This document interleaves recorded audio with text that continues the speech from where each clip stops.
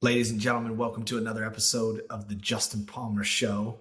Today's guest, Ofer Yair, former neighbor of mine in New York City and an incredible human being. He's a jiu-jitsu, he's a great father, deeply philosophical, grew up between New York and Israel, and we got into some Deep Space Nine stuff on this episode. I really enjoyed the conversation. Ofer is an incredible human being, and he's got a beautiful family. I hope you guys enjoy it as well. Peace. It's the Justin Palmer Show. Here we go. Woo! Woo! All right, my friend. We're live. Okay. Election day. What? I said election day. Oh, election day. Oh, I forgot. I had such a wonderful. I like that you forgot. Yeah, I forgot. Funny, I forgot because I just voted. When was that? Two hours ago. But I forgot because we had such a wonderful pre-conversation that I feel is I'm not going to say above or below or outside of this day. Let's put it. It's inside of this day. So it's just kind of that's what I mean. I forgot about that thing that's going on. Yeah.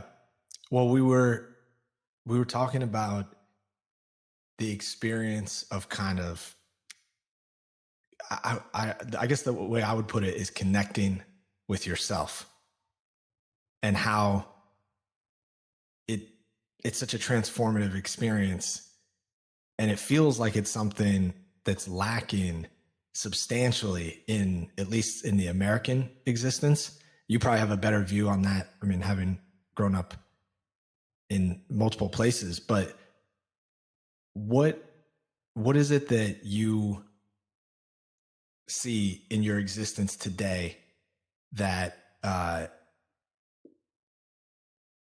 is fundamentally different from how you were experiencing the world 7, 8, 9 years ago? As a younger man, I should say.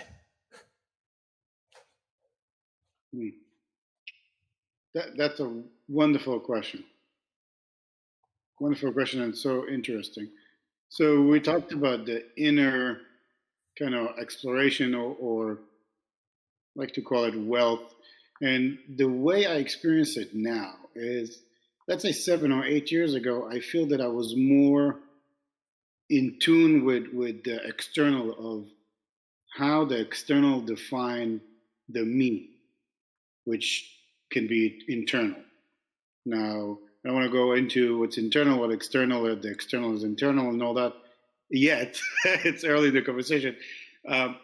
And my point is that as a younger man, which we're both young, I just turned 41, which I can't believe it. It's crazy. And you know that as a 30-something year old, it's like 38, dude. I'm close to the threshold. Yeah, so it's maybe a good time to say that internally I'm maybe ageless, or at least that's the experience which I wake up to, and I don't see the difference between when I wake up, talking about the me that experienced reality, when I wake up, when the first time I got woken up that I can remember it register as the memory. So what I would say is, as let's say achievers or people that want to be successful or do something or mean something or feel something or own their stuff, I feel that in 7, 8 years ago, I was more drawn into the doing of, okay, I need to achieve something. I want to make something. I want to make a certain amount of money. I want to be significant to a certain kind of image. And now my reality is that image is completely false. And by the way, all the stuff that I'm saying, I don't know anything. I'm not a master of anything. I don't know anything. Yet what I'm talking about is from direct experience. I'm talking about what's my reality. I don't believe in anything. It's not I'm saying I believe in it. When I say something, this is truth for me. believing and saying, I don't know. When we're going to get to a point, and I don't know. You're asking me something, and I say, you know what, I don't know. Let's inquire together. Yet, this specific thing, there's a knowing that I discern from knowledge. There's a knowing, which is direct experience for me, that this is reality. That all the other stuff, it's an image. Now, it's not that I don't want to eat and I don't want to have a certain amount of income. Yet, that defined by the real me inwardly, what do I need to sustain the circus of, I have other 4 people that live with me here, 3 beautiful, gorgeous, feminine goddesses, females, and then one male. So what do I need for them to thrive and feel wonderful or something like that? It's not based on like a certain pattern that, to prove yourself or to be somebody, or I need $1 million, I need 500,000, I need this and that. So it comes from a different perspective, for I may say that. Yeah. What is that perspective now? Like to provide what you need? Because I agree with you, especially as New Yorkers. I guess I can still claim that for right now, right? Yeah.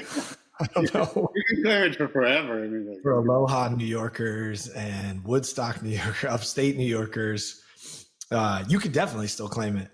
How do you view that now and taking care of your family? Well, it's great that you're saying, your question is like, how do you view that? So, and then we started by defining what's a New Yorker. So the perspective, I hold a perspective that everything has to be defined. If we didn't define, we're going to be lost. You started by the fact that I have different perspective because I'm originally from Israel and also here. So you said, how do you view that? So if we don't define the words themselves, or what do they mean to you? So the way I view it is the way I see it, and I see it through my perspective. And now I see it from the reality of me as whatever I am, which is this body runs through something. Before the viewing, or how do I see that, or how my perspective is based on a specific desire that either adhere to fear or just a desire based on something, based on a specific pattern, based on like, you should be this, you should be that. Successful people are. All these kind of statements, they're completely nonsense because who said that? To whom? To which culture? I mean, who's a New Yorker? Like one person would tell you, oh, you've never been New Yorker. Justin, where are you from? Where were you born? I was born outside of Seattle in Olympia, Washington. Oh, what are you talking about? New Yorkers are just people that are born in New York. You know what? I was born in New York. And now you tell me, oh, wait a minute, where were you raised? And I would tell you, oh, in Israel. Oh, no. New Yorker is only born and raised and also in Manhattan. It's not, it's like all these definitions, but no one, I'm not going to say no one, most people do not stop to view or look at, wait a minute, let's define, at least for now, for the conversation, what X means. Let's solve for X. What's a New Yorker for you? What's a New Yorker for me? What's your perspective? And stuff like that. So a lot of people are annoyed with me. Some people are annoyed because I stopped to define. Yet if we're not defining, we're going to be lost in translation. That's how I start with it. And I can say it because sometimes I'm getting lost in translation based on a culture thing. So definitely I'm going to make a new term, we can get lost in definition between us. So whatever you're going to say good, for me, maybe good means something else. Maybe, you know how so many people say nice? Oh, nice. Or and then when my partner here say nice, I'm like, what do you mean nice? Nice is so mediocre. And for her, that's her great. Like, oh, nice. You know what I'm saying? Totally. I had a weird experience the other day, and somebody was helping me with something, and we've gotten to know each other a little bit out here. He's helping me with some neck back issues, and he was like, well, we've gotten to know each other over the past couple of weeks. I know about like the physical stuff that you do because treating you, and I've been training with him. And he was like, what else do you do? And it was the first time in my life where I was like, nothing. I don't know. I, I didn't feel the need to answer that question. It's a totally normal question, by the way. Yeah. I didn't feel the need to answer that question from a place of ego or importance or significance or to like try to prove something. I actually thought about it, and I was like, well, I'm really interested in my family. I'm really interested in my kids. I was like, I got to be honest right now. There's not that much else that I have interest in, which is fundamentally different from my experience not that long ago, where I was, we were talking about it before we started the show, of just like going, trying to acquire something, trying to build something, trying to create something, but not from a place of creativity, from a place of fear, right? Literally trying to create from a place of fear, where I had something inside of me that was like at my core that was like, you got to fucking do this. You got to do this fucking now. You got to be on a plane. You got to go there. You got to raise that money. You got to fucking build that building. You got to make that. You got to make money off that. You got to build a team. You got to build something big. And it just didn't stop for like 2 decades. Yeah. And then to sit from a place, and it's not, I'm trying to describe it to Anna when we have conversations. I was like, it's not that I don't have thoughts. It's that the thoughts don't have any weight. So they come in and just go. And it's not the thoughts that are directing my experience or the feelings. It's my consciousness, right? So we're here right now. We got this conversation I love I love it.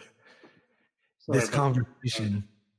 Oh, good, man. It's the world we live in with phones and stuff. Yeah, my phone is on silent and it comes through the computer. I'm like, what? I can't figure mine out.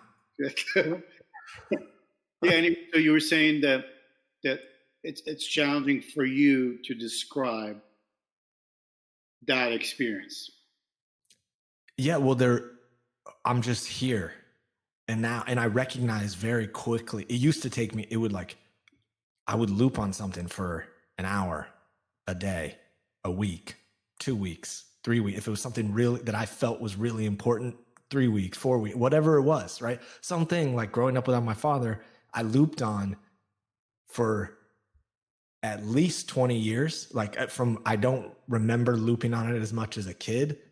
I remember thoughts that I had, but I didn't really understand what they meant. As an adult, I started processing what they meant. I literally looped on that for 20 years.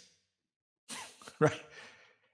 And now I'm like, oh, okay. People ask me, they're like, how do you get over something like that? I'm like, because I don't attach any meaning to it. It's just someone else's experience. If it wasn't my father, would I even think about it again? No. If it was some random person, right? You wouldn't even process it. But because I attached this meaning to it, it was me that attached the meaning to it, which led to the experience. Yes. And then you let go of those things. And you can do this with anything, right? You can literally do this with anything in your life. Yeah. And I think it's not a place of like being disconnected. It's in a place of being totally connected, if that makes sense. Yes, it makes a lot of sense. And do you feel that you did the same when you answered the question, nothing? Yeah. I mean, I felt like I was just being me. There was no thought to it. I was just answering. Yeah. And the great thing and the funny thing is, you're saying I'm doing nothing, and then we're expanding it. I said, oh, I'm just interested in being with the family. Now, being with the family, everyone with a family will know, definitely a family of 3, there's not even 1 minute when you can do nothing, unless it's, I don't know, before you're going to sleep. Yet, when you're saying nothing, you're just kind of saying, and just let me know if it makes sense, if I understand. It's kind of to that person, what do you actually do? Like, what are you doing? Like, wait, what are you creating? Like, nothing. I mean, I don't know. I'm open to, I'm doing many things. However, it's from a place of nothing. Yeah, yes, I think at 38, I've finally started to kind of surrender to life. And I've also seen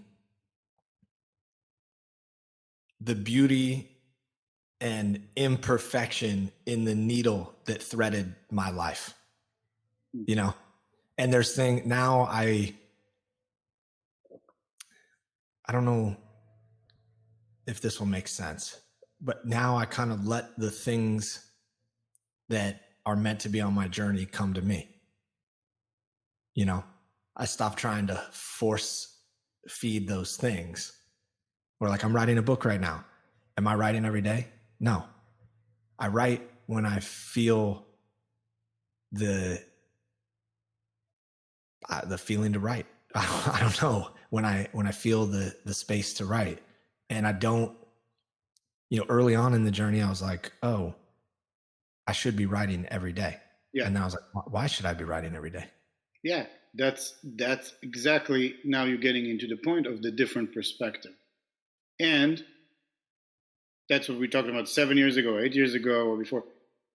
I feel, and you correct me if this is kind of getting into a different point, which we can get to many points, that the different in perspective is not necessarily, oh, you know what, Justin, you're so lazy. What happened? You became so lazy. I remember you were the developer, you were successful. What's going on? You got to write every day. I feel that the difference in perspective is the dropping of the should, the dropping of, oh, I should write every day. Or I should do that. Or obviously it's a cliche that people say, oh, no, should, could have, should have, and all that. Yet whenever it becomes reality, meaning, you know what, I just screamed. I was so angry, I screamed. And then there's no, I should have not have screamed, or I'm judging myself to it. I'm going to see it and be, okay, I was angry, I screamed. And then later I'm going to talk to whoever I screamed to, my son, my wife, or, okay, I apologize for that, and it's not from a judging perspective, and it's not, I should never scream. Someone like me should know better. So I think that's kind of the difference in perspective. It's, why would you write when right now you're not supposed to write? And it's not because, now let's say you write because you say, you know what, I have to do it, because, I told myself I'm going to do it, and if not, I'm a failure. Okay. Some people would say, if you have a system and you say, you know what, every day I wake up, at 10 o'clock to 11, I'm going to sit down, I'm going to write. And it's part of your system, and it works for your body, for everything, and it doesn't disturb the flow of what you're doing, which is obviously everyone has his own priorities, your family or your health. So that's fine, because that's just, you put yourself, you say, you know what, for me, it's challenging to sit down whenever I get creative, so I'm going to sit down and be creative. Yet if you're not meant to write, and now you're meant to, I don't know, punch pillows, or you're meant to hug your wife or something, why would you sit to write? Because you have that thought of should, that's coming from mind, which is a child mind, that been heard again and again. Don't be lazy. You have to do that. If you're not going to do it, you're not going to be successful. If you're not going to be successful, you're not going to get the lover you want and the family you want. And if you're not going to work on your writing, you're not going to be safe for school. And then how are you going to get a job? And it's all this dogma and mantra and all these tapes that we've been hearing for so long, that now a 30-something-year-old, very successful person with a beautiful, gorgeous wife and kids and everything, that decided to start writing a book and empower people and enlighten about certain things, this thought going to come of, oh, you should do it every day. But who's speaking? Who's saying that? Totally. That's usually my kind of, who's saying that, and not in like, in Ramana Maharishi that says like, who's speaking. I'm talking about who is really saying that you should write every day? Or who's saying that? Because you're not doing it at this moment. So what does that even mean to be lazy? Right now, your body, your you, whatever, it's not feeling to be creative or creating out of using the same, let's say, to create something, you're creating something else. It doesn't matter if you getting processing your anger or your sadness, or right now you're not feeling to write about your current whatever your book is about. That's how it should be. And the different perspective is before we used to be judging. At least I know myself. I was a very big critic of myself, and it's very challenging. I can start by saying, I can never thought, oh, you should have abs. Now, if I have this thought every day, I mean, I might as well, check out because I don't have abs. I've never had abs. Now it's a very simple thing, If I'm going to work on it and it's going to be my number one priority, and that's it. Okay, I'll get to the abs. Yet, what do you mean I should have had abs? I don't have abs. So these concepts and ideas and all these dogma that pounded and just a cheap broken record, that's actually what prevent us from really being us and being able to view and have any perspective of an adult being human organism that see through their eyes and present to whatever comes their way. If I'm with you and I have a specific dogma that, I'm not talking with people with beards, or people with beards are weird, or people with beards are liberal, or whatever it is, someone that's not a New Yorker, he cannot understand, female, all these ideas, I am not really with you in relation of speaking. I'm pretending I'm speaking with your mask. I'm speaking with an image, and I'm just, I'm not even there. So I can't even, my perspective would be just a broken record of the recording of the patterns from whoever patterns I'm getting to. So that's what you're basically speaking with. And then including that thing that oh, you should not have said that. So then there's a record and a record and a record and a record. And that's how you started with the question that most people are like that in the States and most people are like that in the world. And we were programmed to be like that as a safety mechanism for the biological mind, yet the psychological mind is adapting it and creating havoc instead of just being, I'm here and I'm present to whatever is going on. Yeah, we were talking before we started recording about the floor or the ceiling. What was the floor or the ceiling that started the shift in your experience?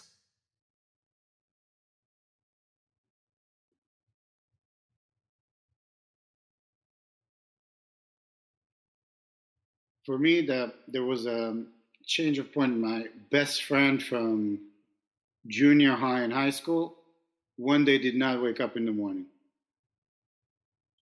And this is my best friend. So even though I lived in the States, he's in Israel, he just didn't wake up. So I don't know, something shifted in me. And that was, I don't know, maybe 10 years ago. I don't remember so much exact when was that to recall. 10 years ago, 8 years ago. And then I knew that it was so weird. I had so many experiences of, let's say I'm taking a shower and people may be able to resonate or not. That was my experience. I'm taking a shower. Suddenly he comes up like, whoa, he would never take a shower again. Or some crazy stuff that now do not seem crazy. It was just a shift, literally a shift in the way I see things that are taken for granted. So, for example, I was in a hotel, so I was sitting at night. Suddenly I was so scared that he's there. I felt like I'm feeling him there. Now, I'm not saying he was there. I felt, wow, he's not going to be able to communicate or to show some. So that created a shift for me in, I think that was the crack but if I look at my life, I've always been like that. Of kind of, I already always knew that something different is just, there's something's not right. There's something out there that I know it to be true. And yet, when we grow and become adults, you get so conditioned to like do this, you got to go to school, work, successful. All that mantra from the parents and society that I can pinpoint to that moment of that was kind of something cracked, if that makes sense to you. Yeah. I mean, that's a significant moment in a lot of ways. You know, having someone that you care about just not be in physical existence anymore.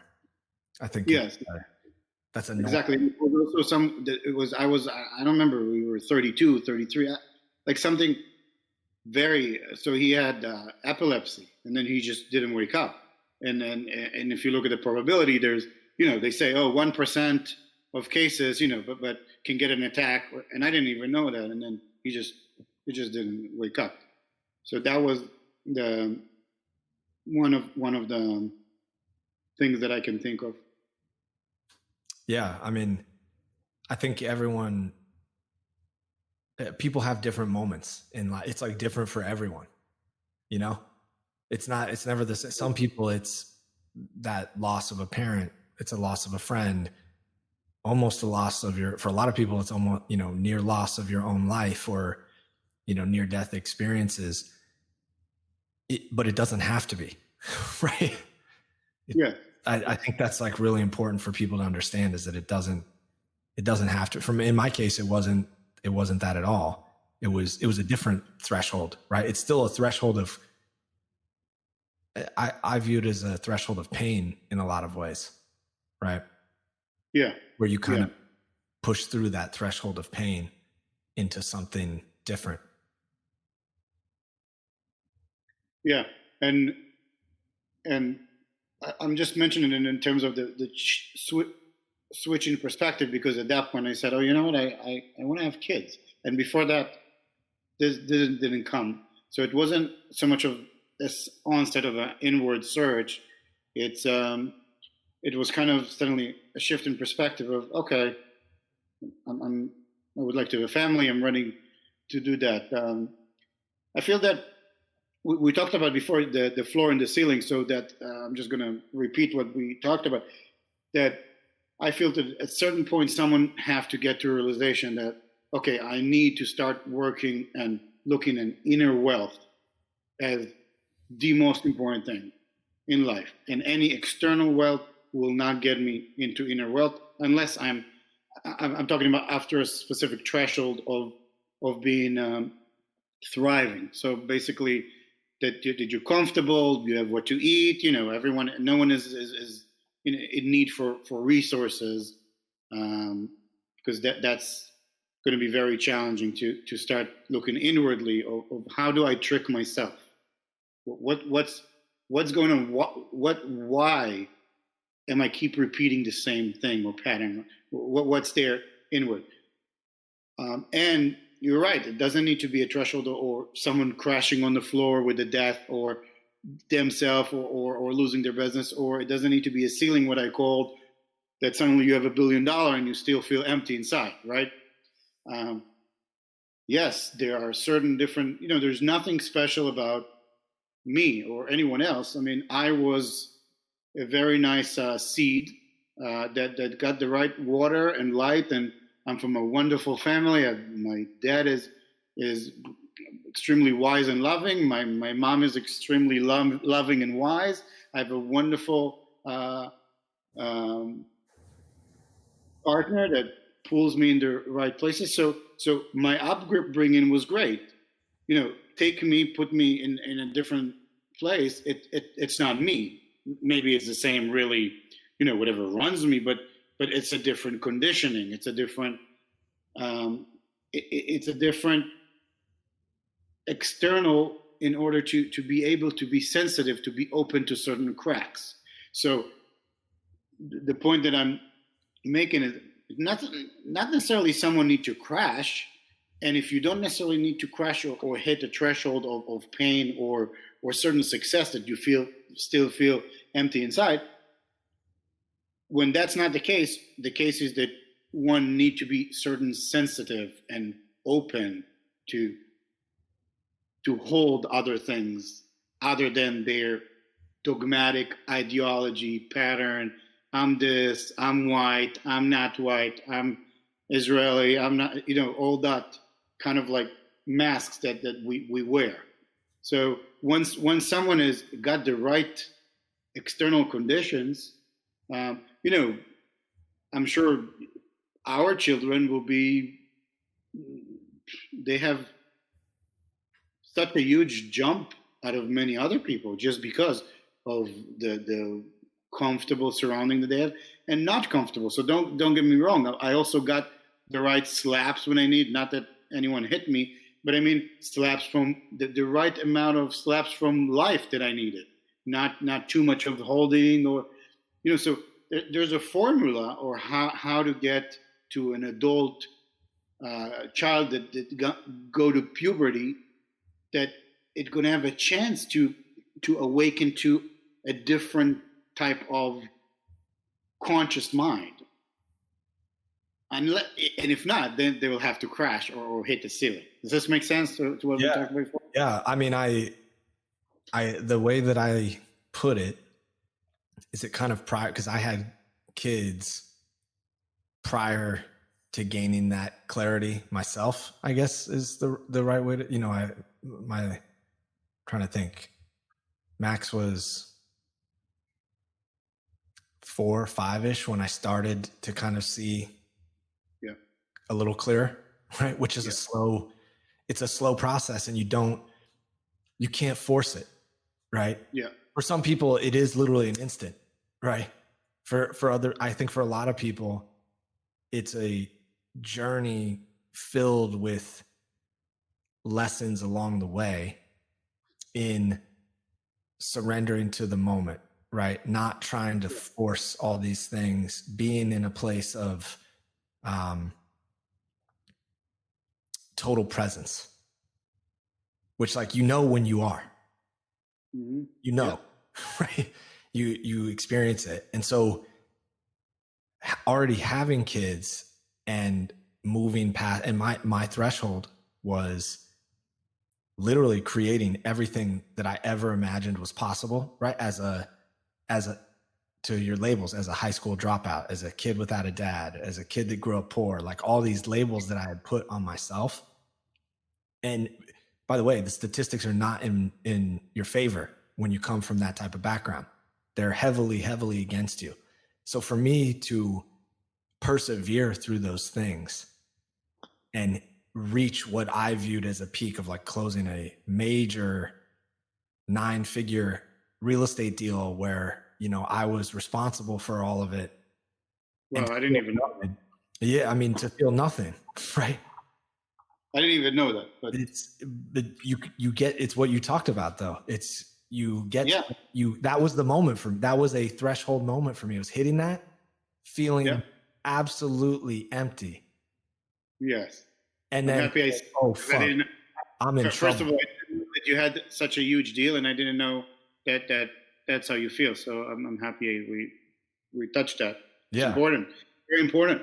It is. It's something that I never would have processed without having that experience. I never could have processed it without actually getting it and then saying, well, what does this really mean? Doesn't mean anything, right? It's the thing that I do, but it doesn't really mean anything. And that's a hard place to be in. It was a hard place for me to be in. And my experience of it was knowing that I was looking in the mirror and there was something that I still hadn't dealt with. For me, it was facing the issue of growing up without my father and what it meant to me, because that was driving all my decisions subconsciously. It was driving every single thing that I did to push into everything that I pushed for. And it was like, I try to explain it to people that prior to that moment, leading up to it, it was just mental war. Just pure mental war. pure war of attrition. I will outlast anyone and anything. I will steamroll anyone and anything that gets in my way to accomplish this. But I had no idea why. I was like, oh, I'm just really motivated. Right? Like it's crazy. And then to hit that and feel like, for me, that felt like rock bottom for me. And that's when I knew, I was like, oh shit, I gotta do something else. And even my wife had no idea. I was trying to explain this to her. And she's like, what are you talking about? She's like, you built all this, you like created all this. It's everything you said you were going to do. And I was like, yeah, but I haven't walked down that thing that I needed to walk down. Yeah. You know? Yeah. Yeah. And here's the challenge. I know exactly what you're telling me, because I mean, I know exactly what you're saying, because my partner here that I share life with saying the same thing when I say to her, I'm not interested in, creating fun, or I mean, it's not that I'm not interested. It's fine, and I love wonderful food and wonderful hotels. Don't get me wrong.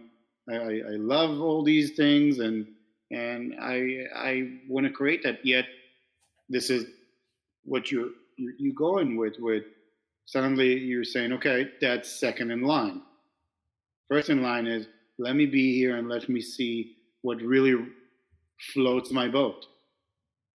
And then in the way, I may upgrade to a different boat, yet I want to do what's float my boat. And obviously we're in relationships, and then it's very challenging. And you said, trying to explain it, there's nothing to explain. It's the same as, it's funny, we were talking before, and then someone called me, and I told you I had a meeting with him Thursday, and I didn't say what we said, and that now you're reminding me, the ceiling. So he asked me a question about my clients and how do I go about doing things, and I said, and my perspective. So my perspective is that, I mean, I don't mind. There's no ceiling. He said, wait a minute, what do you mean there's no ceiling? I really like that. I said, there's no ceiling on anything. You just told me that you started with zero. Suddenly you have this huge, humongous project that, like, doesn't matter the figures. So where is the ceiling? Unless, which floor do you live in? Like, my ceiling is Justin's floor. Or, it depends, where are you in the building? So how are you going to go explain to someone? We're now on the call. So can you even start explaining me what it is to live without a father? So, and the reason I go with it is, I have a father. My father is amazing, and so we can sit here to talk about it. Literally, I don't know how many hours, all the days we're gonna die before you're gonna be able to explain, because you're not gonna be able to explain, because you have to experience. Same thing. How are you going to explain to Anna or someone that never had a big deal, never did? I mean, she had huge deals, and I'm pretty sure both our partners had bigger deal than us, just by them being a feminine presence in this life, and obviously by cooking these beautiful offspring and delivering them to the world, something that we can never do. But what I mean in terms of deals with numbers and money, which, by the way, we can talk about it later. Money is a very, very, very, very, very big pattern and a thought form in current Western civilization, which mess up with so many people. So how are you going to explain to someone that never been an entrepreneur, never stitched a real estate deal, what it means to suddenly do it, and then you feel, okay, it's done. There's no possible way. That's what, before we talked about, is my discernment of knowledge and knowing. I mean, you said a high school dropout, but for me, it doesn't mean anything. I mean, for me, you are a real estate master, like developer master, like based on the fact you told me now. And by the way, I don't know anything about your business, or we never discussed that because we're always talking about other things. Yeah. So yeah, exactly. It's so funny, but I don't even know which deal or what, and I'm in the field. Yet, let's say you did a 9-figure deal, real estate deal, which is a big deal. So for me, you're a master, your craft in putting big real estate deals, right? Now you're a high school dropout. Like, what happened if now, well, I'm on the phone and I'm the biggest scholar, let's say, and it may be true, I'm the biggest scholar in the universe for real estate. Actually have 3 PhDs, and you're speaking to me. I'm a lecturer. I'm getting paid, like Gary V. I go and I lecture about whatever, and then you tell me, oh, okay, what's your latest deal? And I'm like, what do you mean? I mean, I wrote a paper about, like, I have zero knowing. I don't have the direct experience.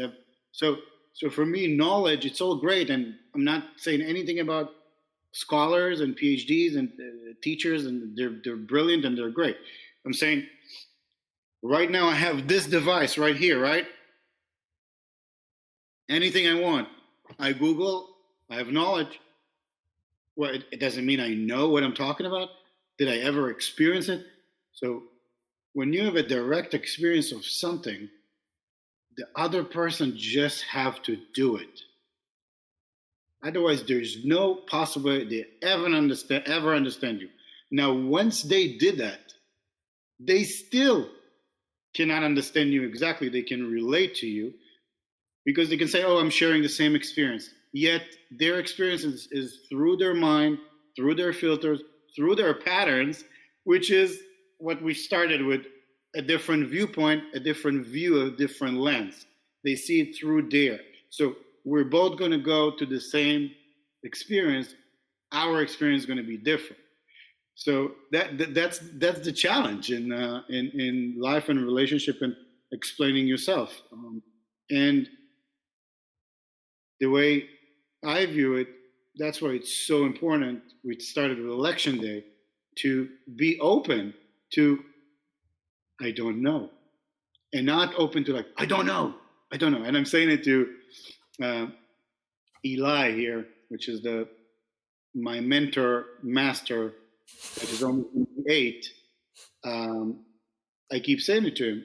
You can be in like I don't know, or you can say I don't know. You can be open and curious and say, this is just how I see it from these eyes. And if you're really authentic to that moment, to what's coming in, I don't know. And then the partner that lives with me can be so pissed because she want me to do this thing and want me to do money. And are you crazy? Are you going to really go to take your real estate? Justin, are you really? What are you talking about? This beard? Are you book? Are you reading? Okay, I'm writing a book, so go explain. I just do me, and it's not from a selfish thing. It's just there's nothing else I can do. Right. I mean, unless you want me to put on a mask again, and then that's not going to be me. And at some point, something going to happen that it's not going to work because either I go with the stream of life, which is my stream, which is also everyone else's stream, because everyone going to go in the same stream. Everyone is a unique individual. Unless I need to act like I'm Justin, and Justin need to act like his Ofer, and Ofer needs to act like his Anna, and Anna needs to be like Ashley, and then everyone playing this game, and then it's like everyone crashes. It's like a very busy day in Times Square where everyone just crash with the traffic. So that one can just be themselves, and then whenever they trick themselves, which is their patterns, the most important currency is to know that. Totally. To just understand that things are just a pattern. Yeah, to understand. I just caught myself speaking like my mom. I just caught myself, whatever it is, just be there to whenever you are acting as the pattern and whenever you're really there and whatever you listen. Because if you're really there authentically, when you make love, you are there. If you're not there, the partners know, and it doesn't matter if what's your preference. And if you're playing with an animal, they sense you, they're there, that everything you do. If you're with your kids, and even if you're not on the phone, but you're thinking about your phone, they know that. For sure. Did you feel like early on in your career have you always been that authentic, or do you feel like you went through that process of wearing the masks in different scenarios and trying to fit in? Because it's a weird dynamic and it translates to how you raise your kids, right? And I'm noticing it more with the 8-year-olds. I don't know how much Eli has changed in the last 8 months. I'm sure it's tremendous, right? Yeah. And him and Maxime are very similar, very social. These kids, I'm telling you, these kids could talk for days and they wouldn't be tired. Days. Blew my mind. The story, they hold hands and then they make the story and then they fly to space. I don't know what, and all that. And 10 minutes that they have to walk home, or 5 minutes, or whatever it is. It was endless. And I've seen Maxime start to really try to figure out his standing in a social setting, you know, and try to figure out what it means and process. You know, I saw he got angry with one of his friends the other day because they had a disagreement about what design their fort was going to get built. And like one of the kids said something mean, they both blew up. And the conversation I had with him was, look, you know, of course, I think by nature, the human brain goes into like, I'm going to blame, like it's them, not me. It can't be me. Absolutely. And I started talking to him and I said, well, whether it was him or you have a choice right now. And the choice is to like stay on a high frequency and forgive and just say, well, it's okay to disagree, you know. And we started going down this rabbit. This was like an hour-long discussion. I spend this time with the kids, like we go down the fucking rabbit hole because I feel like if I don't go down the rabbit hole with them now, their mind is going to go down the rabbit hole for the next 30 years until they hit some threshold. And I look at it like I had this realization a couple months ago where I was like, we don't need to worry about passing on our intelligence because nature already designed a system for that. And it's your children, right? It's the youth. So if you're not actively trying to elevate the consciousness of the next generation, whether you have kids or don't have kids, right? If you do have kids, it's obviously much more intimate and personal. Yeah. If you're not trying to elevate that consciousness, then I don't know what else is more worthy of your energy. Absolutely. Right. And I think that if you take that philosophy and apply it to who you're voting for, whatever, how you structure your day, all of these things, it matters. And so I'm curious if because I think you and I are similar in philosophy, right? We're real life, modern day philosophers when we choose to be, right? And I'm just curious if you apply that philosophy into putting the energy into your kids. Yes. Very good question and important we talked about definition. So I want to define something which it's defined by me, obviously, not the dictionary.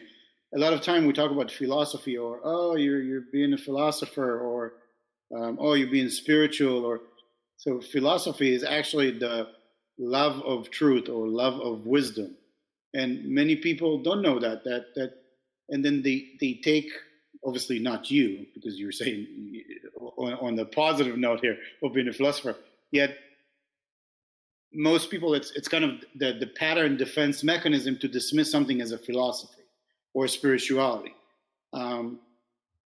So from this side of the eyes,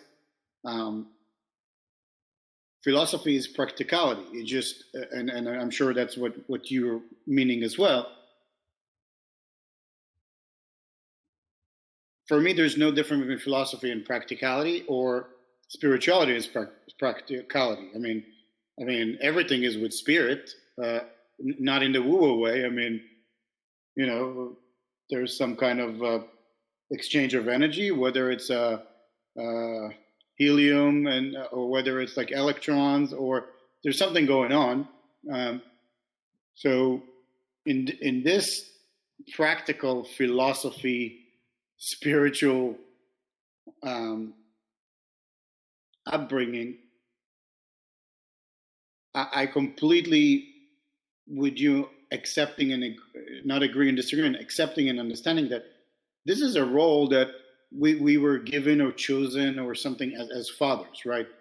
Now, what's more important than making sure that the new iPhone is not getting unnecessarily apps with very bad bugs in them? Now, if I'm putting in the role of guarding this new iPhone that I would call the next generation iPhone, because if you iPhone 8, there must be iPhone X. They're just, that's how it is. There must be a better version of you, because they're a combination between you and Anna, plus their all own chemical structure, whatever runs them, and this beautiful new organism with 100 trillion cells, right? Which every cell has its own immense intelligence, right? So now they're running through this very complex world that we're living in, which we are creatures on a planet, which we're animals, which whatever runs it, we're going to can call it X, and we need to find our way through how am I going about uh, communicating, connecting, making friends, talking, what's right, what's wrong. Oh, daddy said this, mommy said it's okay. Oh, but I heard the teacher. Oh, this kid is like that. It's so complex for them. And to your question, and I don't know if I'm segueing from it, or that's what you're asking, right? But Yeah. Yeah. so How to translate what we're talking about to children. Right. yeah. So this is a very, when you take this role seriously or being sincere, it's a huge challenge, because some things are inappropriate to their age and some things are appropriate, and they're going to be exposed to so many things. So you don't want to sugarcoat them, and also you don't want to give them too much. So with me, with Eli, you're a BJJ fan, and also Eli and Maxime. So with me, sometimes I tell them, listen, this is a black belt lesson. I come to them and say, this is a purple belt lesson. This is a black belt. And sometimes I say, you know what, this is a red belt. I'm going to say something, and it may not be for now. I'm just going to share something with you. And I don't know how, it can be confusing. Yet these are things that, if you're authentic, it's challenging. How are you not going to share it? You're going to share. And then when you go into the rabbit holes, I have this long conversation with Eli, because I treat him as a very wise master. He's my teacher. I tell him, you're my teacher. Before you have never known how to be a dad. You're teaching me. You're teaching me so many things. And so for me, it's important to say that. Now, you're to your point with social, them and also us, we need to know the social lubricant of how to act. So can you be really yourself? Yeah, you can be yourself with certain people, completely authentic. When I'm at a party, which now it's supposed to be like very, very small party, right? There's certain individual that we want to talk to me of more or less in the realms of what we speak of, and certain people that just want to talk about the weather and be funny or whatever. So I can be authentic in that way. Sometimes I will have to wear some kind of mask that doesn't. Maybe I don't want to do that right now, because I'm really talking to someone about business. So I have to bring my resume mask on. Like, oh yeah, okay, I know this building, I did this deal. Or I have to come up with, oh, I know this guy. Oh yeah, I went to school here. Or all that stuff that will maybe ease the doubts and melt the patterns of the other person to be comfortable to go with you into a certain conversation or a certain type of relationship at the moment. Therefore, what I'm getting at, yes, in society, it's going to be very challenging not to play a role because we're playing many roles, and we can do these roles in an authentic manner. Does this make Yeah. sense? Yeah. I mean, I resonate a lot with what you're saying because it's, I think a lot of structure and programs teach you to like, it's okay to have these different masks for what you're doing, right? You need to understand different roles. I've found a lot of peace in just, there's no different me in those roles. It's still me in those roles, right? It's, and even just like finding space in the silence, in a conversation where if someone's engaging you at a level that the weather, right? Common thing to try to build a bridge or something, right? You can choose what direction you want that to go in. And sometimes silence is a great way to do that. Absolutely. You know? And I see that. I definitely, I agree. Maxime, I always tell him he's my teacher. I mean, he's the one who got me into jiu-jitsu. It was him pushing me and saying, hey, I want to do it together because we train Muay Thai. And he was like, I want to be able to train together.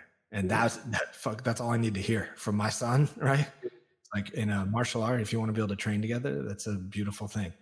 Yeah, and what a blessing that is. Think about not even for you, how much now you appreciate the humbling, and we can talk it for hours, or everything about jiu-jitsu, which I'm not an expert and I cannot claim to be and yet all that stuff and on top of it, all the connection that you have with him and the physical that is also mastery and also building confidence, and it's just so they will lead us when we let them into the correct mirror of who we are meant to be at that moment, unless they're stuck in, if I'm on the call with you now and I didn't sleep well, you agree with me that I'm probably I'm still the same me, but I'm slightly speaking different or thinking slower, whatever that's going to affect my body, correct? Yeah. Yeah. Same as if I'm dehydrated. Same if I didn't have enough sugar. Same if I'm too stagnant. So with them, it's just on exponential level because they're either completely present and just being whatever life is as a child should be, or they're just completely at the moment and frustrated because now they didn't eat, they didn't sleep, or they didn't drink, or someone really did something to them that they cannot express how it is. And when we let them just be them and let them lead us, they can show us a mirror of, hey, look, come be with me, be a kid. And it's extremely challenging. For me, it was a big challenge all this period, and I'm sure so many parents had that challenge with COVID, that you all the time with them and you don't know when you have a break, or and they themselves want to be with their friends, or all that challenge, and then it's challenging to suddenly step out of the sincere adult responsible and just become a kid with them. And yet if you would do that for a second, you would say, oh wow, why am I being so stern, or why am I so serious about everything? From going on your knees, and to their perspective, suddenly it's completely different. And I'm doing a long rant on this, and it's important conversation and a topic. That's why, because for them to navigate through life, which is kind of not so kid friendly. It just, you got to understand, okay, so how do I act in society, and how do I act with this person? And this kid is not nice, or they doing this to me. And yet, that's their what they have to learn. And Eli told me recently, we went to friends, and then they were on the trampoline, and then I saw people coming and knocking into him or something. I don't know what the game they were playing or something. And then later he told me, you know what? And he was so wise. I mean, I was blown away when he told me something. Um, he said, I need to figure this by myself. I need to, yeah, it was just, whoa. It was, Yeah. it was this Sunday or Saturday night. And he said, I need to have my own way. I need to have my own way to deal with this. Because I feel for him, and I'm talking for him. I feel for him. He knows that he knows how to protect himself. Yet, for example, then in the BJJ school, they say you're not supposed to use jiu-jitsu. And he's also so kind and sweet, and you never want to hurt someone. And so there's so many contradictory things that they hear all day, and then in the end they just want to play. So it's a very big challenge, to not overload them with our apps that coming from patterns or fear or desire, rather just be coming only from love. And it's a challenge from the close circle. It's a challenge to say, even to your partner, you know what, you're too much on the phone, or too much social media, maybe we can do this. Are you coming from love, that you're saying, you know what, I'm loving you, I see how it hurts you, and you already wanted to do that? Or you're coming from, I want this now, and this should not be. So as long as you're doing it from love, still there's a way to do it. And also with the kids, you need to know, okay, I'm loving them so much, maybe just need to give them space. So it's a very, very challenging role for me. And this is,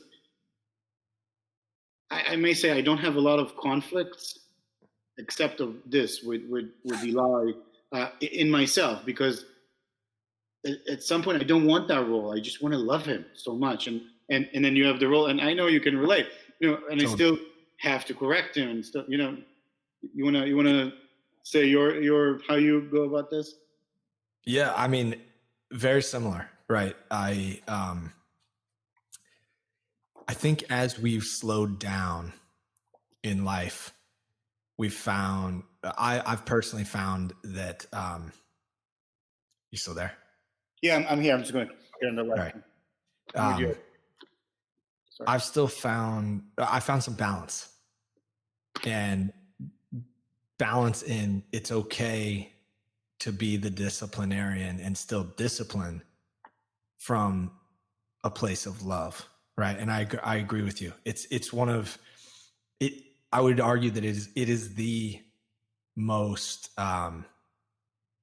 consuming of my energy in how to impart these different lessons in their lives. Right. And with Maxime, I try to frame everything as like, you get in the habit of, speaking of just like patterns, you get in the habit of saying, you're not doing this. You're supposed to be doing this. And I changed that a few months ago, where I was like, look, this all boils down to one thing: listening. Right? Everything just boils down to listening. If you're listening well, you get all these opportunities. Right? If you're listening intently, you can hear what the other person's saying. And I was like, by the way, that goes for me too. If I'm not listening, then we're actually not engaged in a conversation, because I'm just talking at you. And so I've tried to, anytime, and I used to be like, hey, don't do that. And now I'll say, hey, Maxime, what is this a good example of? Or what does this lead back to? And he's starting to get to the point where he's like, listening. Yeah. And I'll have a conversation with him when I need to talk to him about something. Like, hey, are you, do we have each other's attention? And I know, and we both, like you said, we both know, if I'm thinking about something else, he knows. If he's thinking about something else, I know. It's a human thing. When someone is there with you, or when they're somewhere, when their presence is somewhere else. And it's such a hard thing to teach that you can only show by example. Right. Like last night, I took him, he wanted to go with me. I needed to just like get some movement, right? We had I'm not going to say a busy day, but we had a busy day for Aloha standards. You know, you had a busy day. Yeah, we had a busy day for Aloha standards, and I just wanted to walk on the beach, and he was asking to go with me, and I was like, yeah, sure. And we walked till after the sunset, had a beautiful conversation. I had no agenda. I let him free flow, ask whatever questions. He's very interested in getting a dog. We talked about 8 million variations of what type of dog, why, can we get 2 dogs? What would you name it? What breed? What the different breeds do? He's like an encyclopedia for this stuff right now. Wow. And that was the conversation that he wanted to have, and just that time of connection with him where there's no agenda. Yeah. Right. I think once you tap into that, I think it's easier to get into that, to switch in and out of that play mode. Right. And I think COVID has done, I hope it's what it's done for people is realize that like, just because you're on a Zoom call is like, it used to be like faux pas. If you were on a Zoom call and one of your kids burst in, my sense is people would be horrified. They're like, oh God, I'm not actually working. I'm at home, and it was like this thing. Now people just had to fucking deal with it. So it seems like it's okay because it is okay. You know what I mean? Exactly.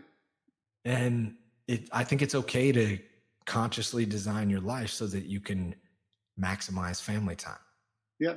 And it's okay. It goes back to what you say. It's okay that you didn't write today because you didn't write today. And it's okay that someone stormed in because someone stormed in. Right. So, and that there's a peace in that type of existence. Yeah, it's hard for people to find. Yes, because it goes against all the tape recording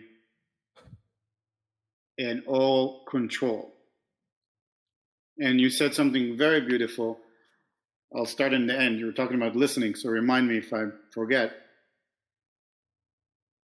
You said no agenda. So you have a very close friend that she's a senior, senior 15 years my age or something. And she had a podcast, or she had an interview, and she asked me something.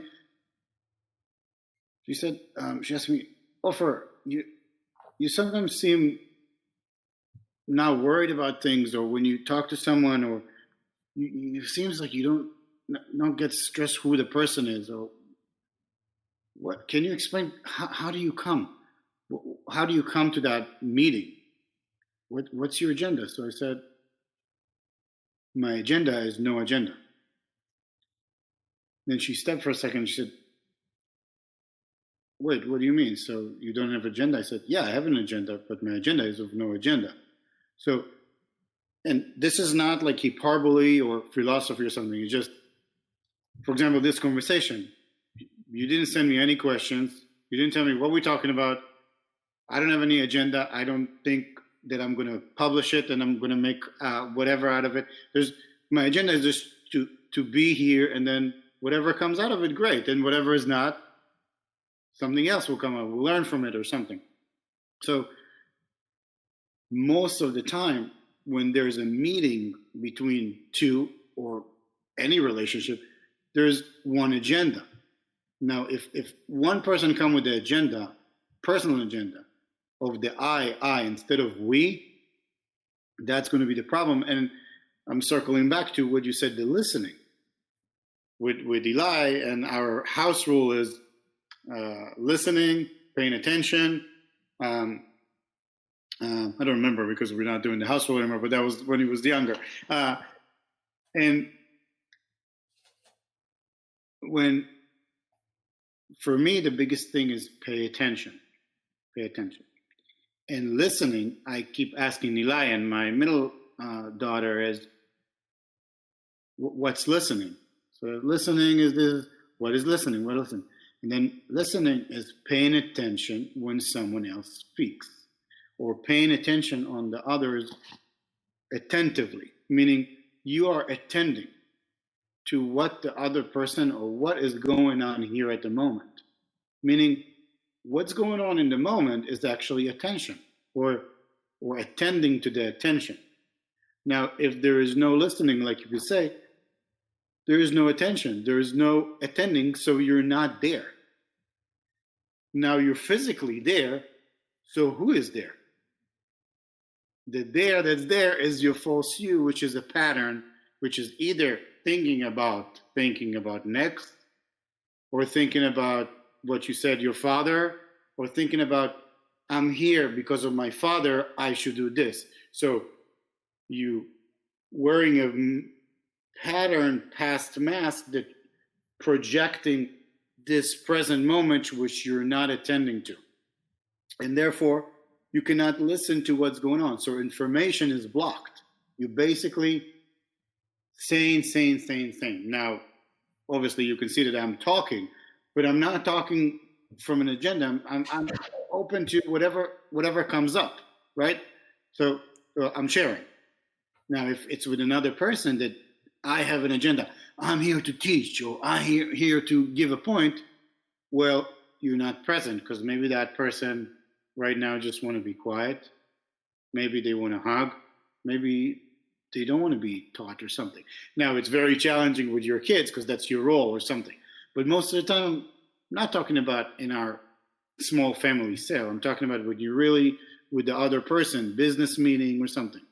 And I feel that a win-win situation, it's the only way, and it sounds like a cliche. And what we're talking about listening, and sounds like a cliche. Everything we said can sound like a cliche. Oh, you have to hit a wall only when you make money. Well, we're talking from direct experience. I mean, I'm talking with someone that make 9-figure.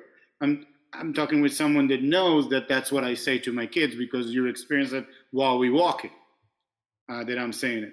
So we need to lead by example, and also know if we're coming from a place of love and there's a big challenge and it's a big conflict, to know, okay, when am I loving? When am I stepping over? And all that. And it starts by listening. Win-win. That's how the word should be.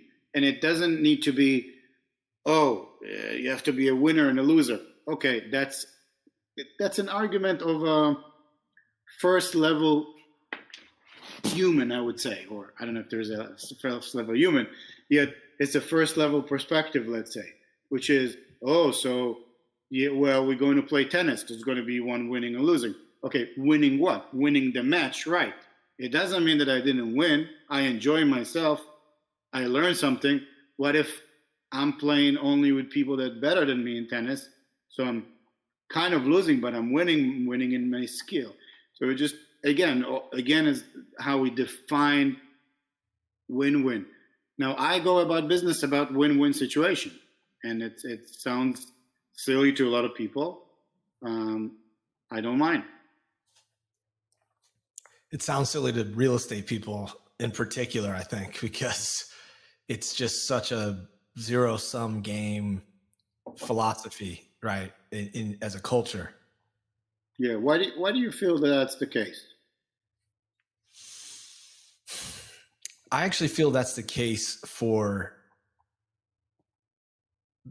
finance capitalism, not just real estate, right? Real estate is very tied into finance capitalism. And I think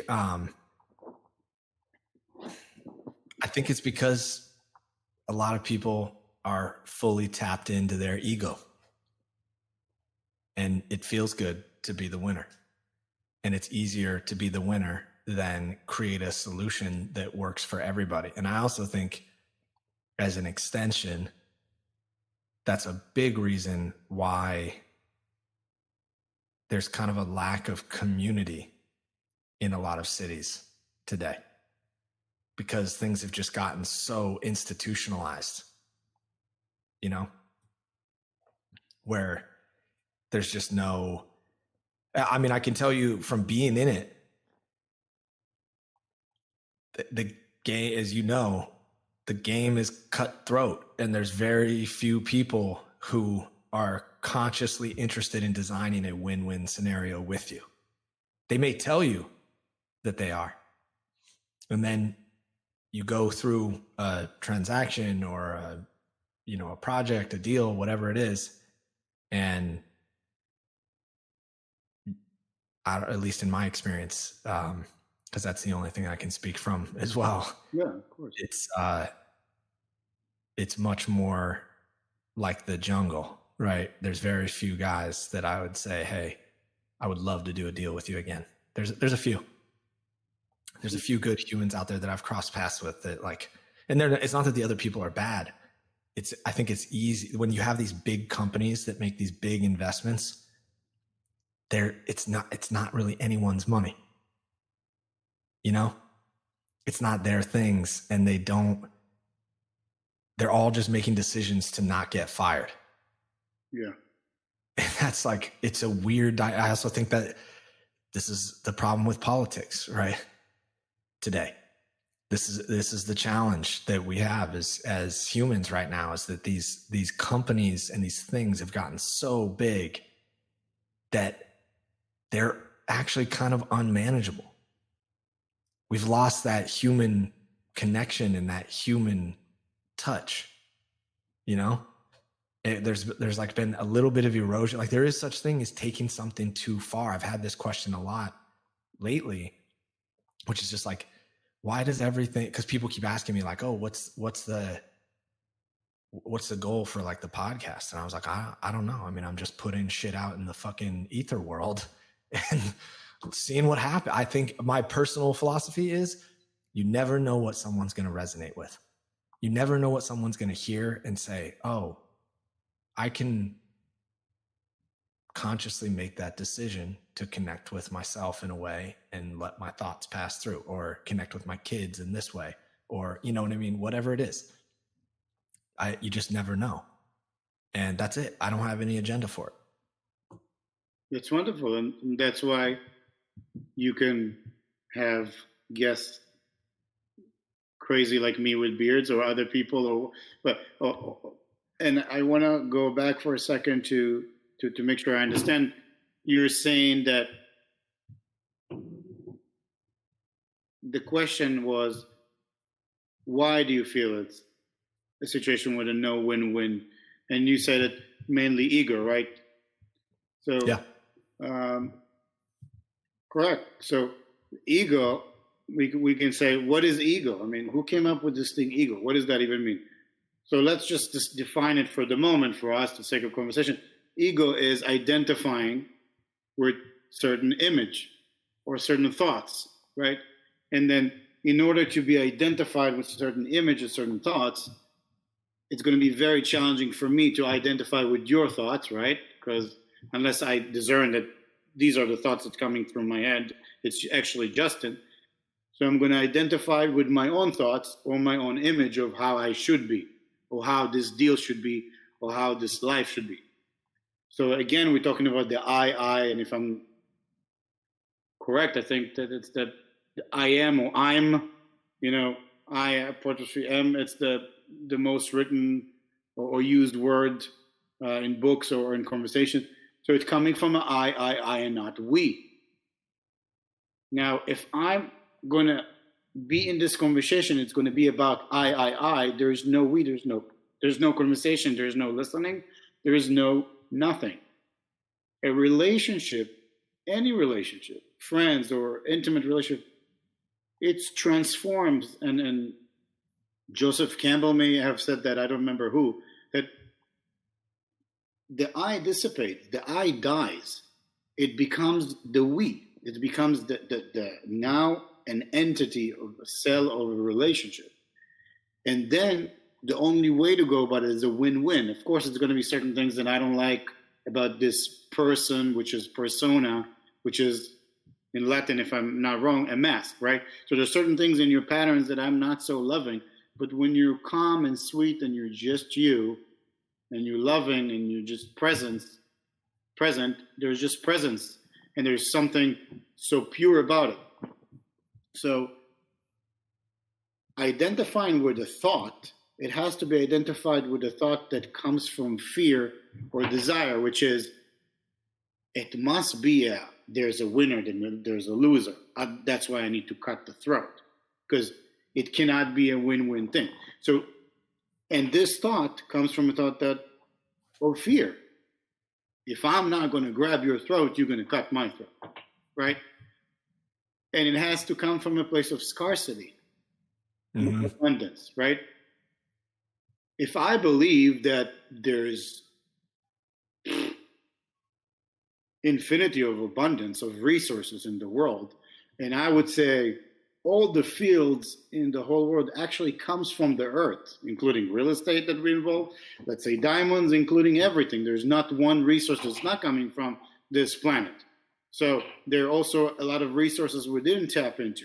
So let's say there's abundance. If I have a thought and I identify with a thought, there's abundance. And the win-win is not for now. The win-win is actually that Justin Palmer will say, you know what, there's a few people that I want to do deal with. That's the win-win. It's not to get this deal, to get that this year. And when you come from this perspective, that's the only way that we can actually make a difference and to show by role model, which is to the kids also. Because if you're cutting throat in your business, don't you think that that's the model of the new version of humanity?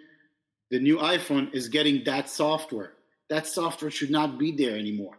Like, for sure, there's different stuff. There's just apps. Like, there's TikTok out there. There's no Facebook, and really just you gotta adapt. Obviously, I'm not a big in these both of. The point is, you can't play the same recording and expect change. It doesn't matter who is going to be elected today. I'm sorry to say that. It's not going to matter when someone that's saying that is a liberal, when he sits with another liberal, he's not coming with a win-win perspective. Someone that says the conservative sits with conservative, they're not going with a win-win. So, of course, when someone conservative is a liberal, there's not going to be any talk whatsoever, because definitely there's no listening. And definitely there's going to be one winner, one loser, because we have to choose a party. So this is, I feel, the biggest challenge. We started by talking about something more specific, and we went accurately in terms of politics. Yet politics, in the end, are people that, the way I see it, they're just more ego-driven than most of us. Maybe is the prerequisite. In order to be a politician, you have to be very into your ego, and yet you're supposed to be a leader. Right. Now, leaders, I don't feel that they're leading anyone that now is in politics. They're just doing stuff from a place of fear, from a place of power, from a place of I, instead of lead the majority. And leaders should go to a leadership program, to go to leadership school, to have certain kind of prerequisites, and saying, okay, the matrix is very complex. To run a 300, I don't know how many millions and how many states is very complex. There are so many ego involved. Yet I'm a leader. I need to know how to lead and how to deal from taking few difficult decisions from the most conscious and the most win-win for which I'm not saying it's solvable. It may be insoluble. And if it's insoluble, the whole system got to change. Yet if you're going to come from an I, because my daddy was like this, he was Republican, or he likes, I don't know what, he likes cereal in the morning. He's not an oatmeal guy. So I'm into cereal. That's it. We're doing cereal. That's completely ludicrous. That's how I see it. It's just, you're literally choosing cereal and not oatmeal because your dad says oatmeal. I'm for oatmeal. Yeah, I think I think the internet as an externality has created this sense of separation among communities, and I think COVID the beautiful thing about COVID, if there is one, is that in a lot of places it's reinvigorated that people's need to depend on each other, and not from a place of vulnerability, but from a place of connection, you know, and saying, hey, we need to help people in our community, even if you don't know them that well, you know, even if you don't know them, you can help a neighbor do something. You can, maybe just listening helps someone, you know, and I agree with you. It doesn't matter who wins in the election. There's bigger things happening and things that need to happen for our society, right? Whatever you want to call America, right? The experiment that we currently call America, to evolve. Yeah. And I think what's interesting is that each of us individually identify, it's hard to separate your identity from your existence. And I feel like collectively as a culture, that's where we are. We're having challenges separating the American identity, the different versions of it, right? Because there's all different versions. There's like the far right, the middle right, the center, the middle left, the far left. Like there's all these things, right? And no one can separate from that identity and just understand like, hey, that person has kids. That person has a mother and a father. Like there's so much more that we have in common. Yes. Than we have. Right? Yes. That's exactly what I was talking about when we talk about the ego. It's identification with a thought. And the thought can be, I am American. I am liberal. I am cereal. I'm not oatmeal. That's exactly what I was pointing at. And this is the danger. To not understand, no, you're not. You're not American. What does that even mean? So we talked about social lubricant, or how do you, in social, so in certain settings, someone's going to ask me where you're from. So I'm going to bring the thing, oh, I was born here, raised in Israel, yada, yada. Sometimes you had that point that you can play it. You know, when someone talks about the weather, you can be quiet, or you can, how's the weather today? Very weathery, you know, just, you can decide. It depends how engaged you want to be, and what do you feel the other with you is ready or not ready, in terms of you're ready, I'm not, but which game do you want to play, or otherwise we can just be silent and hug each other and say, you know what, I still have pain about my stuff, or how are you doing? The weather, how's the weather? You know, Google it. I don't know. I usually don't Google it, but I see leaves on the floor or something like that. Yeah. So the identification with ideas and with thoughts, creating the conflict in one inwardly, and externally is just the extension of your inwardly, because there's nothing that happened externally. At least now, in the video, I'm looking from somewhere. So we can get into it, and we can say, okay, am I inside or outside? Or I'm looking from the inside out, or because my head is also outside, but I'm seeing from my eyes, and I'm actually, my brain is, the retina is processing light photons, and wait a minute, so is that from inside or from outside? We can get into that. I'm not even going there because I don't want this to be woo-woo or something, which is not anyway.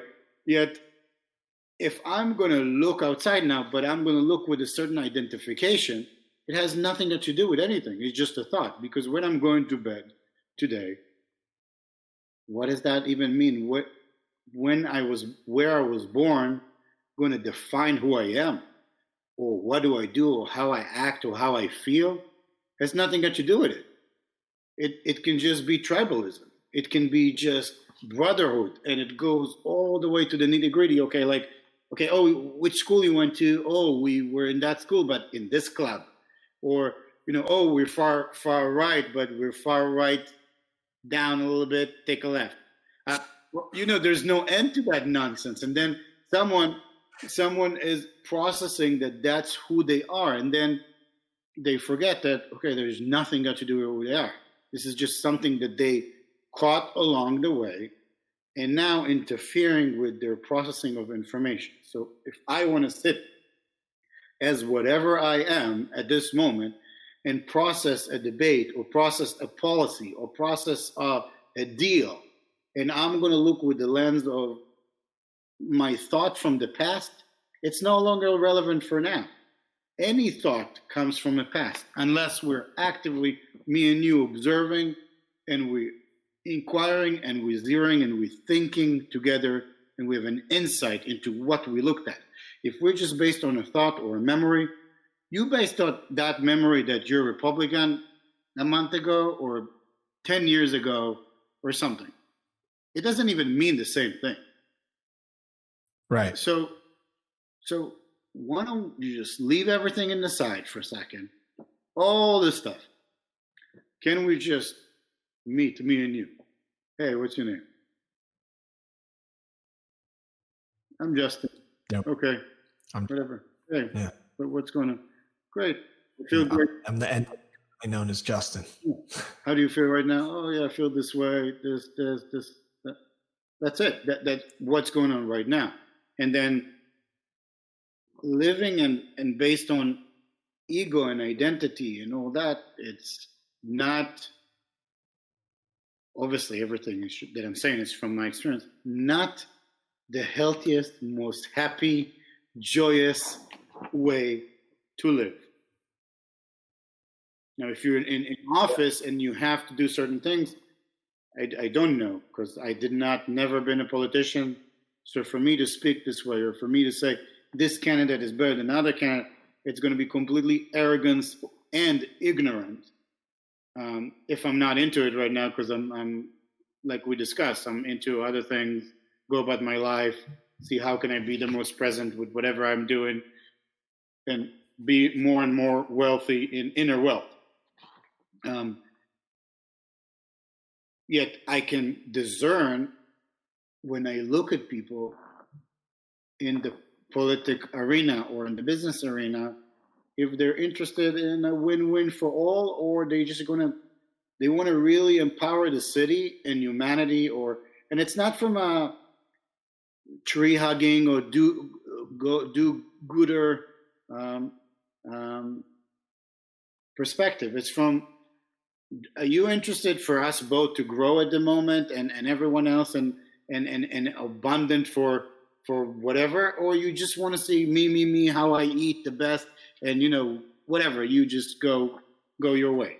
So I feel that's just two very different perspectives, and our role is to show that you can choose that perspective too, that it's not only about me, or me and my partner. It's about,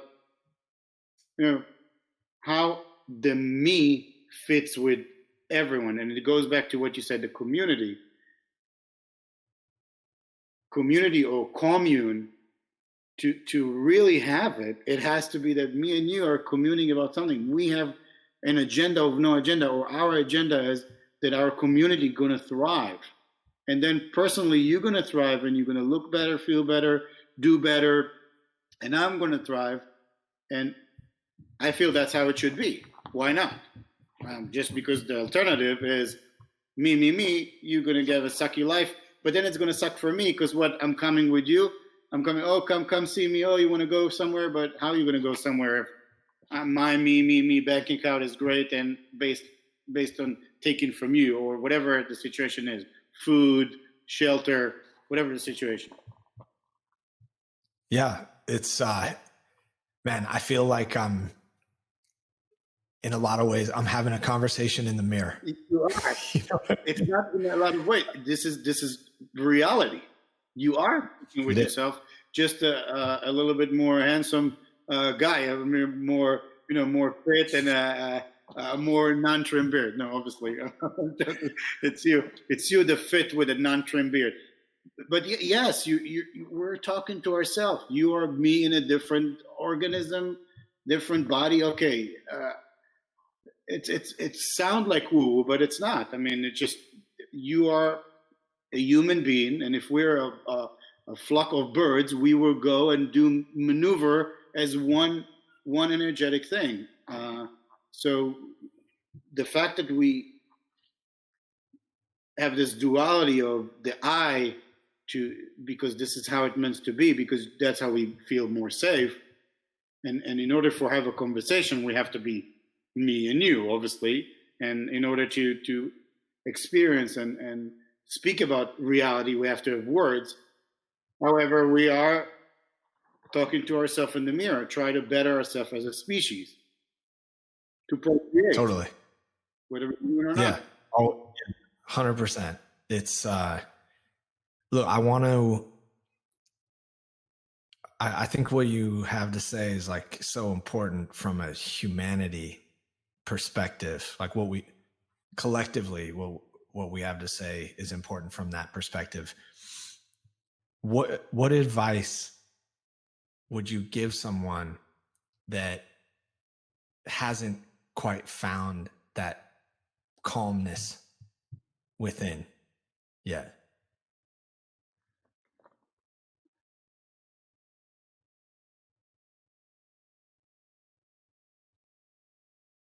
Um, not at a not at a in a position to give advice. And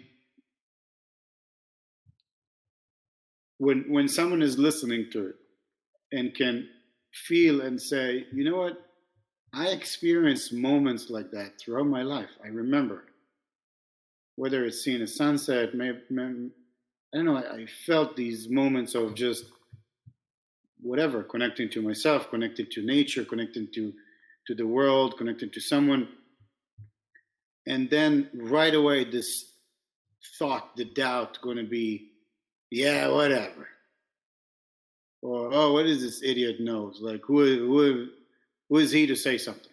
So I would say I'm nothing. I'm nobody. And like you said before, like your answer to that guy, I have nothing to say except that nothing is exactly the polar, not opposite, the same exact thing of everything, which is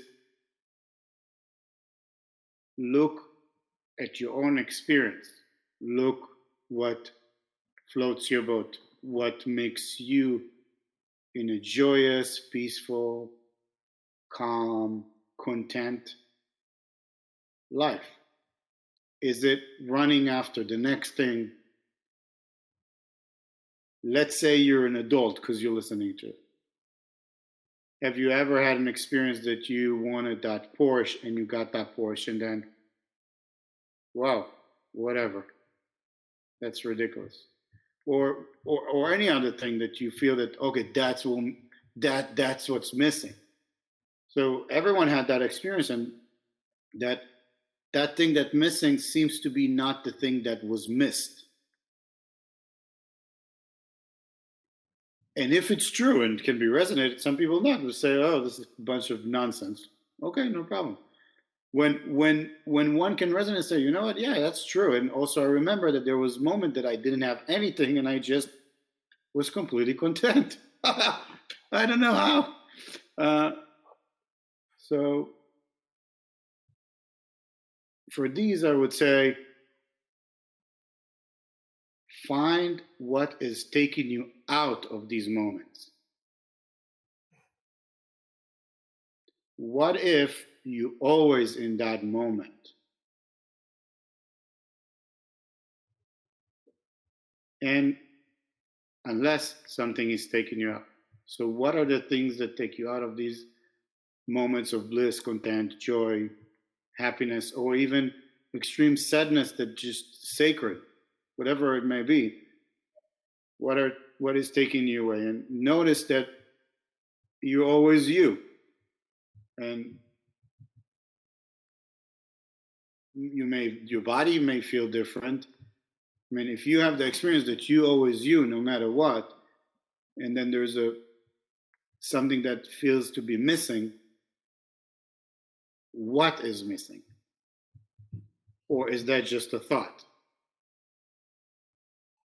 And when the doubt comes and say, this podcast is just two ridiculous guys, two privileged people from Hawaii and Woodstock that just can do Woodstock in there, can do BJJ in their house, jiu-jitsu for whoever doesn't know, and they're privileged and they already have kids and all that. When this doubt comes and say, oh, this is nonsense, how about doubting the doubt? And saying,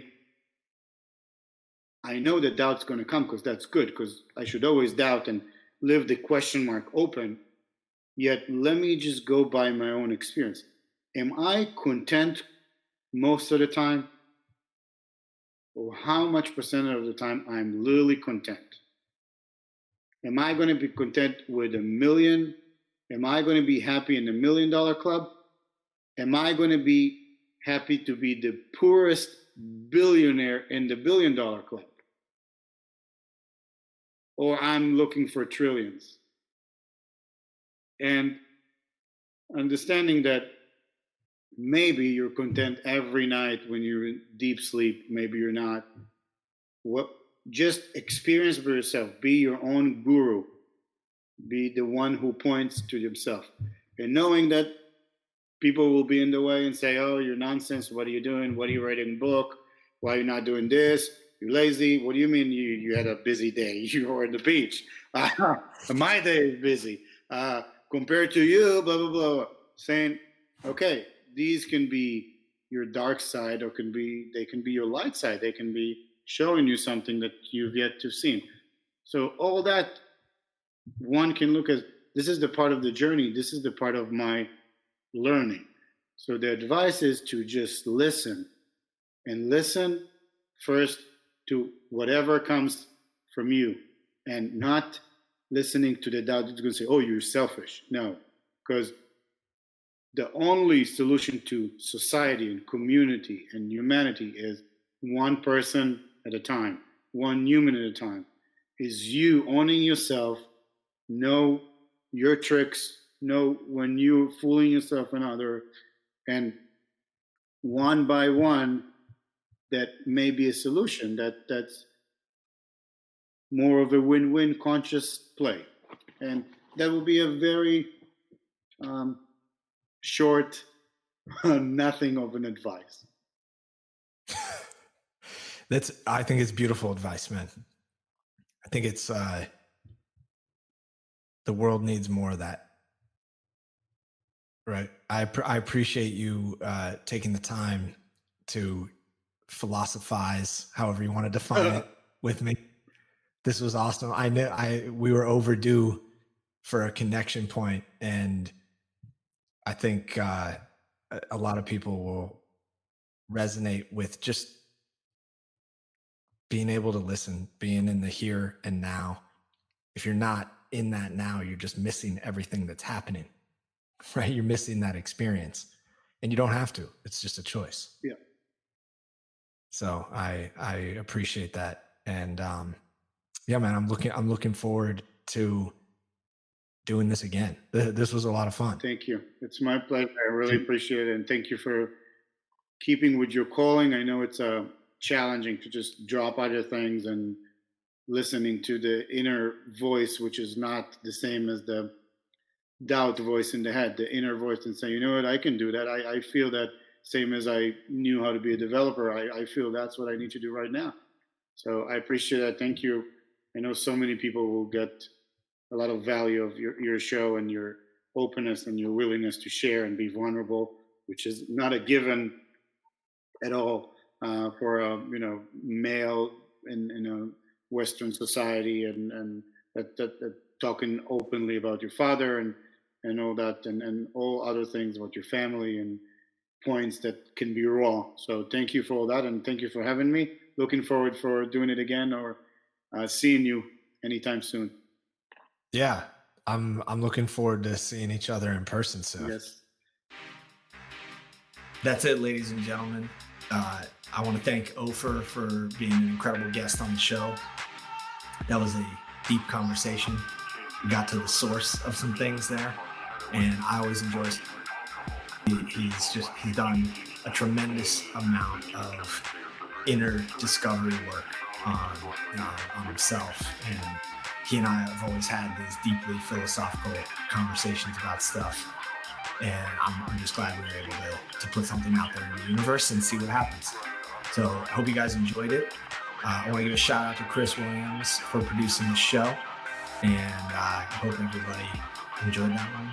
Stay tuned, we got some bangers coming up.